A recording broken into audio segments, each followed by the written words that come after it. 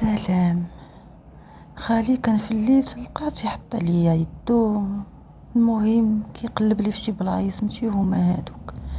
كنت انايا كنحس بشي حاجه فيا وكنوض بحال هكا. ديك الساعات ما كنلقات شي حاجه، ما نعرف كيمشي ولا. المهم انايا كنت انا وماما كنعيشوا مع جدي وجداتي، كنا عايشين معاهم. ماما طلقات من بابا وجابتني معاها.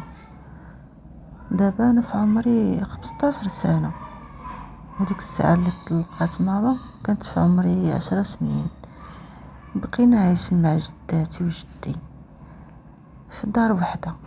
خالي اللي هو خو امي كان ما مزوج، وكان واحد الولد طايش ومهلي في راسو مبوكس، وكان دائما كيهزني وكيبدا يلعب معايا ويضحك معايا. كان كيبدا يدير لي شي حوايج كيدخلهم لي في الضحك وفي الصح. كيبقى يحط يدو عليا، كيقيس لي في شي بلايص وانا تنبدا نهرب ندير. المهم كتعرفوا تنبدا نتخابر في راسي، تنقول كيفاش هو خالي، حيت انا باقا ما كنعرفش. كنبدا نقول ايه راه كيدير لي شي حاجه، في نفس الوقت ما كيدير لي والو، كيضحك معايا، هو راه غير خالي. وصافي بقيت هكاك وغاديه تنكبر وتنوعى بديك الشيء. دائما كيدير معايا بحال هكاك، كيبدا يحط يدو عليا بل ما تيجلسني قدامه، بل مرات كيبقى يدير شي حوايج اللي خايبين، يقيس لي في صدري ولا يقيس لي في اللور ولا شي حاجه. وانايا تنقول كيفاش راه كيضحك معايا، راه غير يدو كتجي صدفه تما. يبدا يدير لي شي حركه، يبدا يقلب لي في شي بلايص ويحط يدو وانا تنبدا نهرب. وتيقول لي جلسي جلسي، كيبقى مشبر فيا. وانا بحال اللي كنخاف، بحال اللي كنحشم، بحال اللي بزاف د الحوايج كيتخلطوا عليا الاحاسيس. واحد النهار كانت جداتي وجدي وماما مشاو لواحد العرس معروضي، وانا خلاوني في الليل. وما يمشاو يحضروا لديك العرس في الليل، وانايا بقيت في الدار تمايا. خلات لي ماما العشاء ووصات خالي عليا، قال غير كوني هانيه. ديك الساعات غير مشاو، صافي بقينا بوحديتنا. جا خالي كيتبسل عليا وكيدير لي شي حوايج اللي ماشي هما هادوك. واحد شويش بغى يهبط ليا حوايجي، وانا بقيت كنخلي حوايجي. حشمت وخفت وقلت شنو هادشي اللي كيدير، واش هادشي بصح ولا ماشي بصح، وهادشي اللي كيديرو واش خصو يدير ولا ما خصوش يدير. باقا ما كنعرف والو. بديت كنعض فيه وديك الشيء، هو بدا كيتهجم عليا. بديت كنغوت وكنبكي. قلت له نقولها لماما، وبدا كيسد ليا فمي وقال لي لا قلتيها لماماك راه غادي نضربك ملي تكوني بوحديتك. انا ما كندير لك والو، انا غير خالك عادي، راه غير تنضحك معاك ما تنلعب معاك. قلت له لا انت ما كتلعبش معايا. وبقى كيتهجم عليا وكيقيس لي في شي بلايص، وبقيت كنبكي وكنغوت. صافي وملي هذا ملي بغيت زعما جاني الناس وبغيت الناس، صافي غلب عليا الناس، صافي نعست. ديك الساعات ما نعرف شنو دار ليا. المهم حلف عليا، قال لي لا قلتيها لماماك راه غادي نضربك ملي تكوني بوحديتك، ولا نديك لشي بلاصه وغنسلخك ونخليك تما. وانا نخاف. ملي نضت في الصباح لقيت ماما وجداتي وجدي جاو، صافي تفكرت داكشي اللي وقع البارح، بقيت مزكمه. تفكرت كلامه، حيت الدراري الصغار اي حاجه قلتوها لهم كيخافوا وما ما يقدرش يديروها. صافي خفت، قلت بصح يديني شي بلاصه ويرخيني ويخليني تما ما نعرفش نرجع وانا نخاف. وبقيت مخلوعه، ما قدرتش نقول لماما والو، وبقينا عايشين. ومره كيدير لي بحال ديك التصرف، وانا غادي تنتعقد وتنكبر وتنقول كيفاش هاد الشيء خصني نقول لماما. هاد الشيء نولي نخاف، تنقول ربما يضربني ولا يدير لي شي حاجه. كنت كنخاف بزاف، حيت امي ملي طلقات من بابا صافي تعقدت، وليت كيبانوا لي الناس كلهم ممكن يديروا لي شي حاجه. وبقيت هكاك. فما تيلقى الفرصه خالي كيدير لي بحال هاد الشيء. المهم نعاودش لكم ديك الشيء ما فيه ما يتذكر.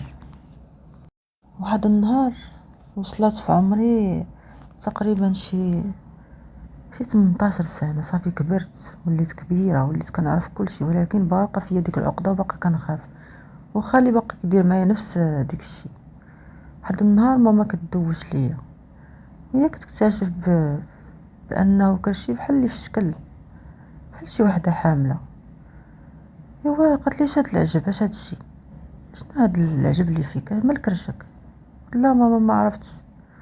وهي ديني ماما للطبيب، اللي داتني للطبيب لقاتني حامله.